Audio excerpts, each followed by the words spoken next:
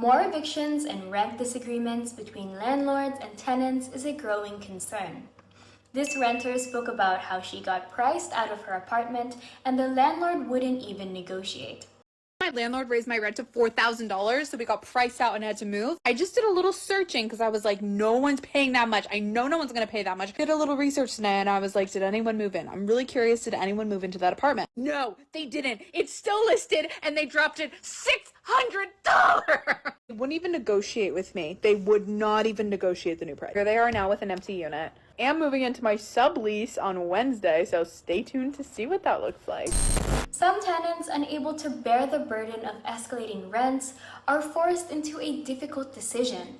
Either accept the increase and compromise on other essential needs, or seek more affordable housing options.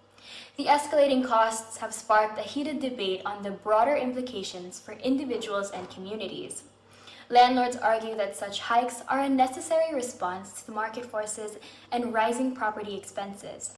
Landlords get a lot of hate for being greedy and raising rents. They say we're taking advantage of poor people with no choice but to rent from us. And this outlook is pretty far from the truth. In my case, I've made less money each year I've been a landlord because I'm raising rents slower than my expenses rise. Every year, all my expenses get higher. Property taxes, insurance, repairs, supplies, things like roofs and new AC units. And here's another news flash. Most landlords aren't rich. As the cost of living continues to rise, the most pressing challenge facing families is the unprecedented increase in rental prices. This surge not only poses a significant threat to housing affordability, but also places an immense financial burden. Ma'am, Officer Gaddy, Superior Court, how are you? Good, how are you? Can you open the door? We're here to do the eviction. I'm sorry, but there can't be any force that's involved. There's an eviction. It was kicked back from federal back to the state last night or yesterday, and I was advised to move forward today. Can you come to the door, please? Who do you have with you? A police officer? Yes, ma'am. Okay, great. Can I speak with him?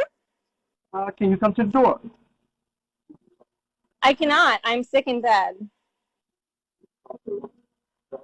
Well, that can't stop the execution of the eviction. Well, those orders are void, unfortunately. Police officer Moretown. Sir. Can you come downstairs and Hi, talk? how are you? Good, how are you doing? I can talk to you through this right here. Okay. Well, this gentleman's here to serve you with an eviction. So I understand what he's here for, but unfortunately, the eviction papers that he was served are fraudulent. And as a result of being fraudulent and not being ordered by the court of right, he doesn't have the actual order in hand. That's not the actual physical order. There was never an actual order for possession.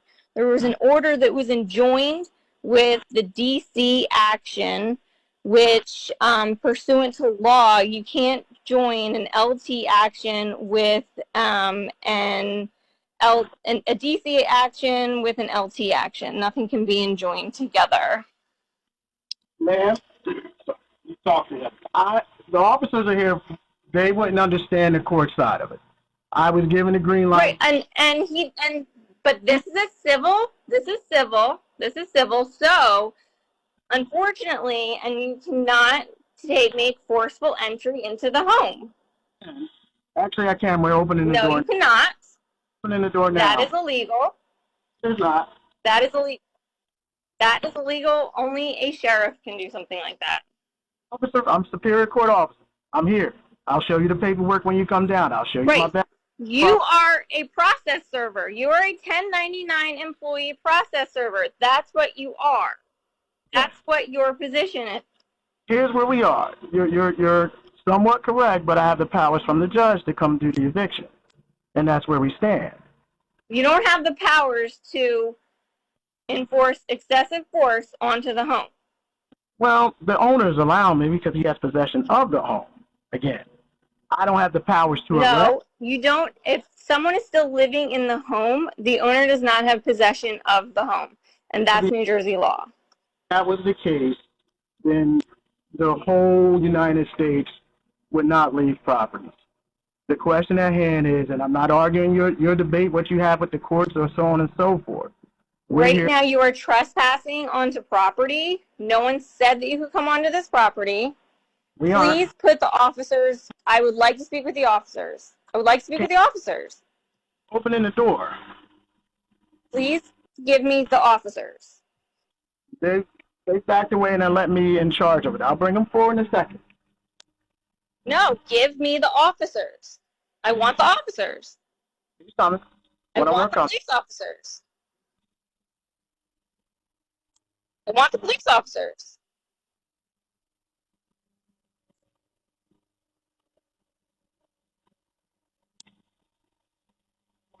I want to speak with a police officer. I want to speak with a police officer. And sir in the blue shirt, white male, please step away from the door. He's authorized over there. Please step away from the door. I have both of the court orders that are DC and LT actions. They are enjoined together, which is against the law, making them void. There is no judge. And I have all the law for that as well. There's no judge or anybody else that has to void it. I am in the process of motioning it to void it to actually just put it on the record. But tell the man to get away from the door. Police officer, excuse me. The problem of soaring rental increases is a complex and multifaceted issue. As the debate continues, finding a delicate balance between the interests of landlords and the rights of tenants is crucial for fostering a housing market that is fair and sustainable for all.